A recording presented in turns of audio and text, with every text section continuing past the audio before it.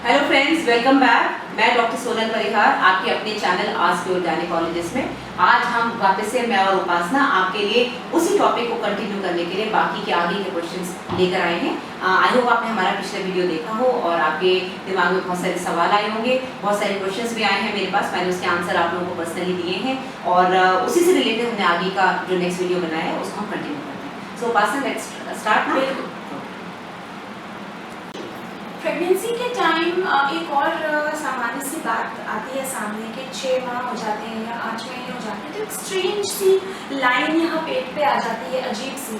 तो क्या वो चली जाती है या उसके लिए भी हमें कुछ प्रिकॉशंस लेने पड़ते हैं? देखिए, दो तरह की चीजें होती है। एक तो होता है स्ट्रेच मार्क्स। स्ट्रेच मार्क्स तो पूरी बॉडी पे आते हैं, यहाँ तक पूरे फैल पूरे फैल जाते हैं। कई लोगों को पीछे बैक पे, हिप्स पे, यहाँ हाथ में, जहाँ जहाँ आपका फैट पड़ेगा, जहाँ जहाँ आपकी स्किन फटेगी, क्योंकि क्या होता है, स्किन क्या है, इलास्टिक और कोलेजन का मिक्सचर है। तो जैसे जैसे वो फैलनी शुरू होगी तो उसमें जितनी इलास्टिसिटी होगी उतनी तो फैल जाएगी। जब उससे ज्यादा फैलेगी तो फिर इलास्टिक टूटना शुरू हो जाता है, बीच बीच में गैप्स आने शुरू, तो वो मार्क्स छोड़ देता है। तो ये डिपेंड करता है कि लेडी की स्किन कैसी है, उसका कितना वेट बढ़ रहा है। ठीक है, तो कोई भी मार्केट में ऐसी क्रीम नहीं है जिसके हम कह सके कि इसको मलने से आपके स्ट्रेच मार्क्स चले जाएंगे या नहीं आएंगे। पुराने स्ट्रेच मार्क्स कभी जाते नहीं है और नए आएंगे कि नहीं आएंगे उसको प्रिवेंट करने का कोई तरीका नहीं है। एक ही तरीका है, आप अपनी स्किन को एकदम सॉफ्ट रखें, एलोवेरा या जो भी आपको क्रीम सूट करती है इसको एकदम सपल रखें, हेल्दी स्किन रखें। ड्राइनेस में और ज्यादा फटेगी। कभी भी अपने नाखून से अपनी खुजली ना करें, बहुत इचिंग होती है। कभी भी आप देखिए, कभी भी कोई स्वेलिंग होगी, स्प्रेड आउट होगा कोई चीज, तो वहाँ खुजली होती है। तो खुजली ना करें उसको। आप जितना आप स्कार देंगे नाखून से उतना ज्यादा गंदा निशान पड़ेगा। जो नेचुरल मार्क्स है वो तो आएंगे। और जैसे कि आपने बोले एक पतली सी लाइन बन जाती है, ये लीनियर नाइग्रा होता है। लीनियर नाइग्रा होता है बेसिकली अंदर जो बॉडी की जो मसल्स है वो यहाँ आके दोनों तरफ से आके यहाँ आके मिलती है बीच में। जब वो मिलती है बीच में तो एक पतली सी लाइन सबके में बनती है। किसी में लाइट पिंक होती है, किसी में लाइट ब्राउन होती है, depending upon the skin colour. तो प्रेगनेंसी के साथ ये मेलेनिन बढ़ता है, आपकी सारी लाइंस डार्क हो जाती है। जैसे ही प्रेगनेंसी खत्म होती है 2-3 महीने के अंदर सारी लाइंस जो आपकी डार्क थी वो लाइट हो जाती है, या तो लाइट ब्राउन हो जाती है या फिर लाइट पिंकिश सिल्वरिश कलर की हो जाती है। आपका लीनियर नाइग्रा, आपके स्ट्रेच मार्क्स सब चले जाते हैं। तो स्ट्रेच मार्क्स इसका मतलब टाइम से धीरे धीरे कम हो जाते हैं। आप नाखून से निशान रख दीजिए और कोई भी क्रीम ऐसी नहीं आती जैसे मैंने पहले बताया। सो डोंट फॉल प्रे, मतलब ये मत सोचिए ये क्रीम अच्छी, ये क्रीम अच्छी, कुछ भी फायदा नहीं होता, आपकी स्किन पे डिपेंड है। नॉर्मल प्रेगनेंसी के टाइम लेडीज़ का वेट बहुत बढ़ जाता है, बहुत मोटे हो जाते हैं, बहुत कॉन्शियस हो जाते हैं, उनको लगता है कि हम कहीं बाहर नहीं जाएं, कोई दवाई का रिएक्शन हो गया।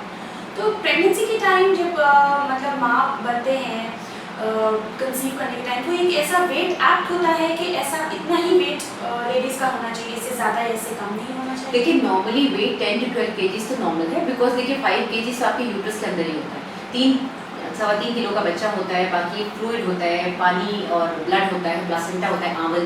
तो ये सारा का सारा 5 किलो तो आप उसी से रिड्यूस कर जाते हैं जो आपकी डिलीवरी होती है। बाकी का 5 से 7 किलो आपकी ब्रेस्ट डेवलप हो रही है, आपका यूट्रस हैवी हो रहा है, बच्चेदानी, आपकी हिप्स, आपके थाई, सबको हैवी हो जाता है। तो 10 से 12 किलो तो नॉर्मल है। उससे ज़्यादा अगर आप वेट गेन कर रहे हैं तो ऑब्वियसली वो नॉर्मल भी हो सकता है या फिर कोई एबनॉर्मलिटी भी हो सकती है। एबनॉर्मलिटी यानी कि ब्लड प्रेशर हाई हो सकता है, या फिर डायबिटीज़ हो सकती है, या फिर पेशेंट को कोई और प्रॉब्लम है जिसकी वजह से उसका बहुत ज़्यादा वेट गेन हो रहा है, बच्चा बहुत बड़ा है या पेट में पानी बहुत ज़्यादा है। तो ये सारी चीज़ें आपका डॉक्टर ही आपको बता पाएगा कि क्या नॉर्मल है, क्या एबनॉर्मल है। But 10 to 12 kg is normal.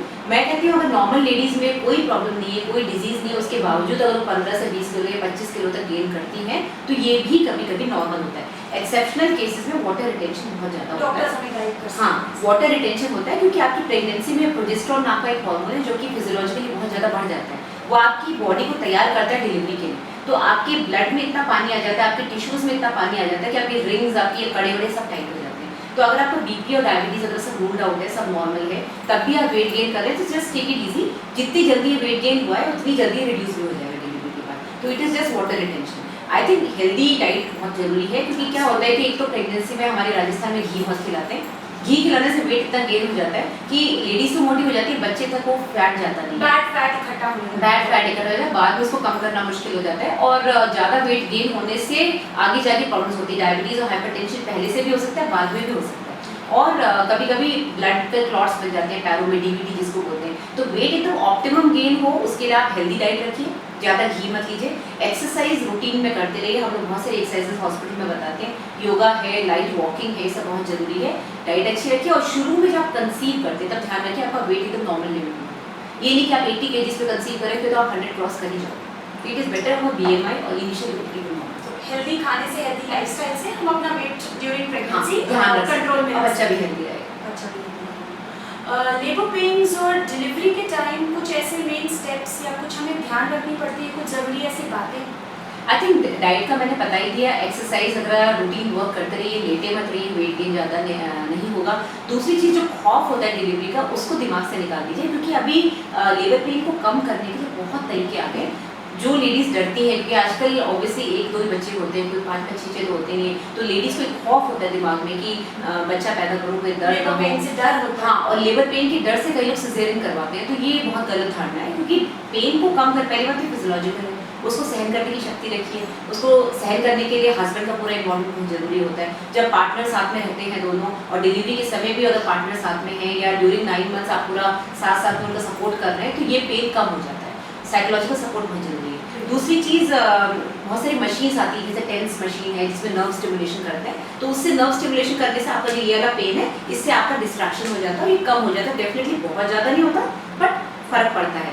Injections हैं, पेन किलर्स हैं। Best part is epidural analysis है, इसके बारे में मैं पिछले वीडियो में भी बता चुकी हूँ। जैसे कि आप डायग्राम में देख रहे हैं, एक पतली सी सुई होती है जो कि एनेस्थेटिस्ट आपके पीठ पे लगाते हैं और पाइप फिट कर देते हैं, उससे आपका ये वाला एरिया पूरा नम हो जाता है। 1-2 घंटे से ऑन डिमांड आपको इंजेक्शन लगाते हैं उसमें, और उससे आपको क्या होता है, पेन खत्म हो जाता है, सिर्फ प्रेशर और हल्का सा टच फील होता है। तो ये बहुत अच्छा तरीका है, सेफ है। हाँ बिल्कुल सेफ है। ये नॉर्मल डिलीवरी बिल्कुल इंटरफेयर नहीं करता। इन केस किसी वजह से नॉर्मल नहीं हो रहा है, सिजेरियन हो रहा है, तो इसको आगे डोज बढ़ा के सिजेरियन में कन्वर्ट किया जा सकता है। तो देयर आर मेनी थिंग्स, आप बिल्कुल डरे ना डिलीवरी से, खौफ मत बिठाएं। इस खौफ के चक्कर में बहुत कॉम्प्लिकेशंस होती हैं, बहुत प्रॉब्लम्स होती हैं, और आगे डिलीवरी में नेक्स्ट पिछली डिलीवरी का जो खौफ होता है वो हमेशा हॉन्ट करता है। आजकल हम लोग बहुत एड्स में भी सुनते हैं कि ब्रेस्ट फीडिंग बेबीज़ के लिए बहुत हेल्दी है, बच्चे के लिए बहुत ज़्यादा न्यूट्रिशन देता है। बच्चे के लिए तो सुना है, क्या माँ के लिए भी हेल्दी होता है? माँ के लिए ब्रेस्ट फीडिंग बहुत ज़रूरी है। जैसे कि बच्चे के लिए कहते हैं कि शुरू का 1 घंटा, आजकल वीडियो में भी आ रहा है, तो 1 घंटा, क्योंकि माँ को 2 दिन तक जो मिल्क लेट डाउन नहीं होता है, दूध नहीं आता, तो शुरू में येलो कलर का कोलोस्ट्रम आता है, जिसमें कि एंटीबॉडीज होती है, बच्चे को प्रोटेक्शन भी मिलती है। माँ के लिए क्या है, एक तो ब्रेस्ट कैंसर से बचाएगा, आप जितना फीडिंग करोगे उतना आपका ब्रेस्ट जो है कैंसर से बचेगा। सेकेंडली, आपकी बॉडी वापस शेप में आएगी, क्योंकि जब आप ब्रेस्ट फीडिंग करते हैं आपके अंदर बहुत सारे हार्मोन सीक्रेट होते हैं जो आपके यूट्रस को, आपके पेट को अंदर डालते हैं, तो उससे आपको जो आपका नॉर्मल फिगर है वापस मिलेगा और आप बहुत जल्दी नॉर्मल फील करोगे। तो ब्रेस्ट फीडिंग तो करानी ही चाहिए, एटलीस्ट 1 साल तो करानी चाहिए। मतलब बॉडी में कितने चेंजेस होते हैं बिफोर प्रेगनेंसी, प्रेगनेंसी के टाइम, उसके बाद भी। आपने अभी पहले कहा कि हम कुछ एक्सरसाइजेस भी रिकमेंड करते हैं हमारी जो प्रेग्नेंट लेडीज होती हैं। आजकल कीगल एक्सरसाइजेस के बारे में हम सुन रहे हैं, उस पर आप थोड़ा हमें और जानकारी दे सकते हैं? कीगल एक्सरसाइज एक तरह की मांसपेशियों को टाइट करने की एक्सरसाइज है। जैसे कि आप अपने एब्स बनाते हैं पेट के, अपनी वेस्ट के, ट्राइसेप्स और बाइसेप्स बनाते हैं, इसी तरह से आपके विजाइनल मसल्स यानी कि योनि के मसल्स, ये मांसपेशियाँ लूज हो जाती है डिलीवरी के बाद, और इनको टाइट करने के लिए हर गायनेकोलॉजिस्ट आपको यही बताएंगे कि कीगल एक्सरसाइज बहुत जरूरी होती है। इसमें क्या करते हैं कि जो आपके नीचे के मसल्स हैं उनको आप ऐसे कॉन्ट्रैक्ट करिए जैसे कि आप पब्लिक में बैठ के टॉयलेट रोक रहे हैं।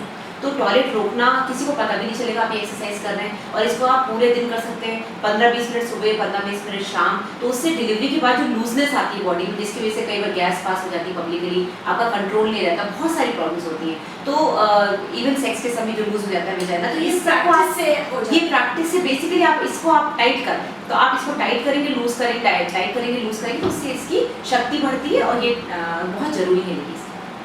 तो देखो व्यूअर्स, ये हमारे लिए छोटी छोटी बातें हैं जो हमारे लिए कितनी जानकारी रखते हैं, और हमें इन सब चीज़ों को ध्यान में रखना चाहिए।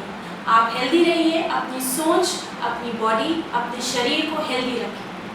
तो आई थिंक आज के लिए इतना ही, और आई होप हमने सारे क्वेश्चन आंसर्स के जवाब दे दिए, जितना मेरे दिमाग में आया और जितना उपासना ने क्वेश्चंस लिखे थे। अगर आपको लगता है कि इसके बावजूद आपके कुछ क्वेश्चंस हैं दिमाग में जो कि हम लोग इसमें कवर नहीं कर पाए, तो आप मुझे इनबॉक्स करिए, मैं उसका जवाब आपको पर्सनली दूंगी। कोई बड़ा टॉपिक होगा तो उसका वीडियो भी बनाएंगे। Till then take care and do subscribe to my channel ask your gynaecologist. अगर कोई और क्वेश्चन हो तो आप मेरे को मेरे इंस्टाग्राम हैंडल पे भी मैसेज कर सकते हैं, sonal.parihar.33। Till then bye and take care.